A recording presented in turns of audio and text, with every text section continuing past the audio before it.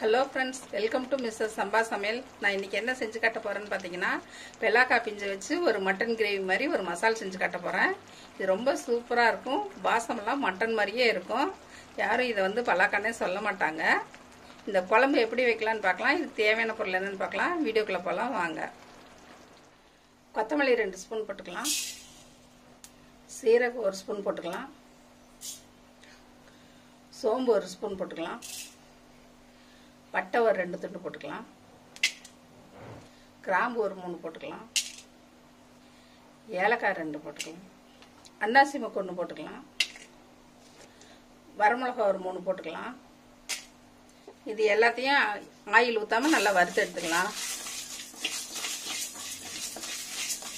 இது கூடவே try coconut powder வந்து 1/2 கப் போட்டுக்கலாம்.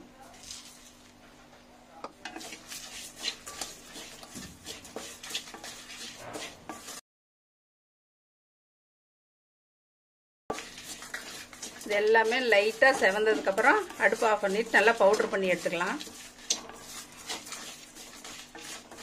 நல்ல கலர் மாதிரி லைட்டா செவந்ததுக்கு அப்புறம் அடுப்பு ஆஃப் பண்ணிடலாம். வறுத்தது போதும். இப்போ நம்ம குழம்புக்கு ரெடி பண்ணிடலாம். நம்ம வறுத்த மசாலாவை தண்ணி ஊத்தாம நல்லா பவுடர் பண்ணி எடுத்துக்கலாம். வறுத்த மசாலா ஆறுனதுக்கு அப்புறம் நம்ம பவுடர் பண்ணிக்கலாம். இது பிஞ்சு பலாக்காய். இது பார்த்தீங்கன்னாக்கா மட்டன் குழம்பு மாதிரியே இருக்கும். இது போன வீடியோலேயே ஒரு தடவை போட்டிருக்கேன். பிரியாணியும் செஞ்சுருக்கேன் இந்த பலாக்கால. இப்போ வந்து கிரேவி மாதிரி உங்களுக்கு செஞ்சு காட்டுறேன். இந்த பலாக்கால இந்த தோல்லாம் சீவிட்டு நம்ம கட் பண்ணி எடுத்துக்கலாம். நம்ம பலாக்காய் வந்து இந்த சைஸு கட் பண்ணியிருக்கோம். கட் பண்ணது தண்ணியில் போட்டுருங்க, இல்லாட்டி கருத்து போயிடும். இப்போ நம்ம வந்து குழம்பு ரெடி பண்ணிடலாம். ஆயில் ஒரு 3 ஸ்பூன் ஊற்றிக்கலாம். சீரகம் 1 ஸ்பூன் போட்டுக்கலாம்.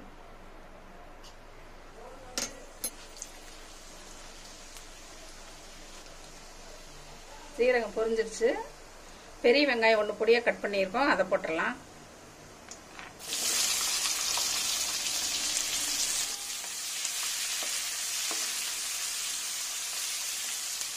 இந்த சீசன்ல இது கிடைக்கும் போது பலாக்காய் பிரியாணி செஞ்சு கொடுங்க, பலாக்காய் கிரேவி செஞ்சு கொடுங்க. வீட்டில் இருக்கவங்களாம் விரும்பி சாப்பிடுவாங்க.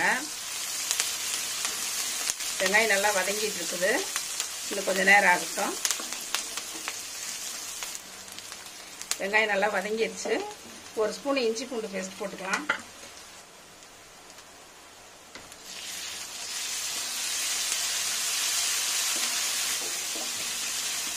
இஞ்சி பூண்டு பச்சை வாசமாக நல்லா வதக்கியாச்சு. நம்ம பொடியாக ஒரு தக்காளி கட் பண்ணி வச்சுருக்கோம், இதை போட்டுடலாம்.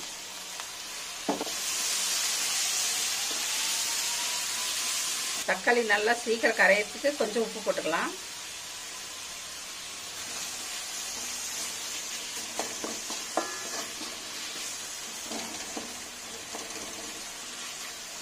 தக்காளி நல்லா வதங்கிடுச்சு. மஞ்சத்தூள் 1/2 ஸ்பூன் போட்டுக்கலாம். இப்போ நம்ம கட் பண்ணி வச்ச பலாக்காயை போட்டுக்கலாம்.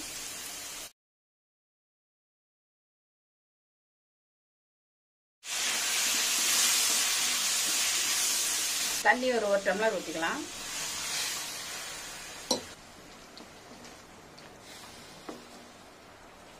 அடுப்பு கொஞ்சம் ஸ்லோவாக வச்சுக்கோங்க. ஒரு மூடி போட்டு மூடி வச்சிடலாம். அதுக்குள்ளே நம்ம குழம்புக்கு தேவையான மசாலா வந்து பவுடர் பண்ணிக்கலாம். வெள்ளாக்காய் வெந்துருச்சான்னு திறந்து பார்க்கலாம்.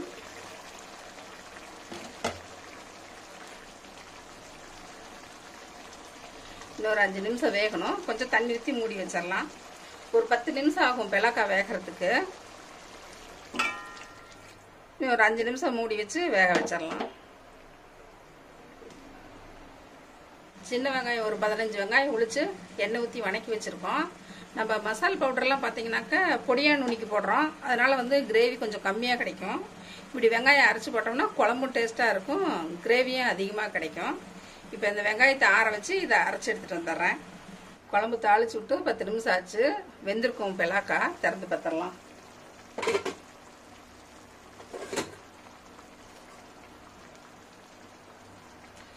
பெலாக்காய் 3/4 பதம் வந்துருச்சு. நம்ம நுணுக்கி வச்ச மசாலா பவுட்ரு, அரைச்சி வச்ச வெங்காயம் இதெல்லாம் போட்டு கொஞ்சம் நேரம் வேகட்டும்.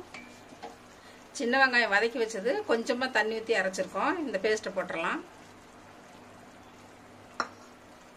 இப்போ நம்ம வறுத்து நுணுக்கி வச்ச மசாலா பவுடரையும் போட்டுடலாம். நல்லா கிளறி விட்டுறலாம். வாசம் போய் சூப்பராக வருது, மட்டன் குழம்பு மாதிரி. இது சப்பாத்தி, இட்லி, தோசை எல்லாத்துக்குமே ரொம்ப நல்லா இருக்கும்.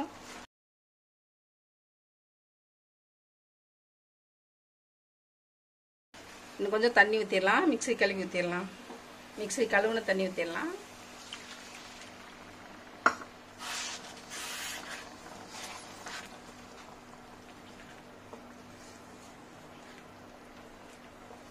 குழம்பு ரொம்ப திக்காக இருக்குது. இன்னும் கொஞ்சம் தண்ணி ஊற்றிடலாம்.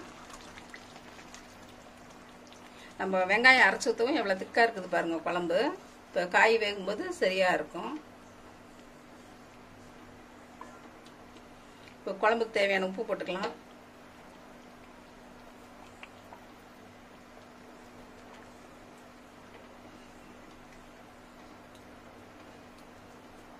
கறி மசாலா தூள் ஒரு 1/2 ஸ்பூன் போட்டுக்கலாம். கடைசியாக போட்டால் ரொம்ப வாசமாக இருக்கும்.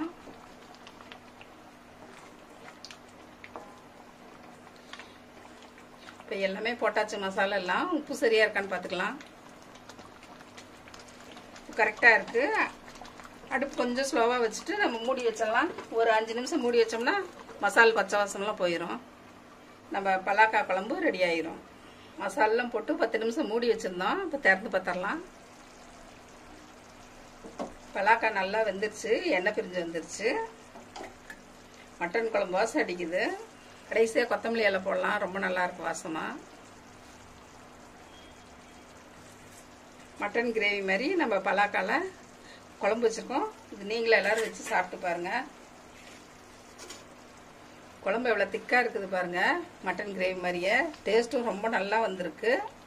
இந்த ரெசிபி பிடிச்சதுன்னா மிஸ்டர் சம்பா சமையலுக்கு சப்ஸ்கிரைப் பண்ணுங்கள். மறக்காமல் பெல் பட்டனை கிளிக் பண்ணுங்கள். தேங்க்யூ.